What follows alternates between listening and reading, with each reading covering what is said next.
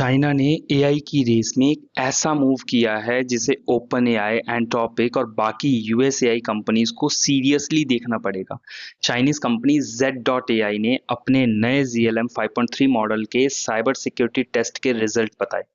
Cyber gym नाम के benchmark में ZLM 5.3 ने 84.5% स्कोर किया, जबकि एंट्रोपिक के रिस्ट्रिक्टेड एक्सेस माइथॉस 5 ने 83.8% मींस 0.43% से आगे।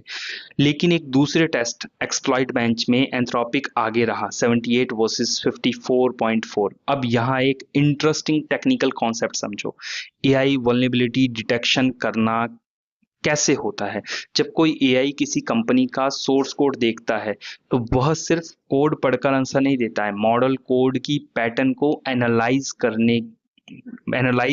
करके ऐसी जगह आइडेंटिफाई करने की कोशिश करता है जहां से कोई भी अटैकर उस सिस्टम को हैक कर सकता है, उसके बिहेवियर को चेंज कर सकता है।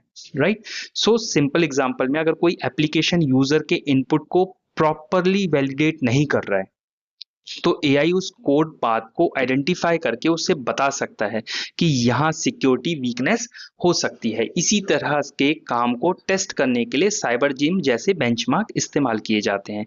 लेकिन यहाँ असली ट्विस्ट है, Z.ai का मॉडल ओपन वेट है, जबकि एंट्रोपिक माइथॉस 5 रिस्ट्रिक्टेड एक्सेस वाला सिस्टम है।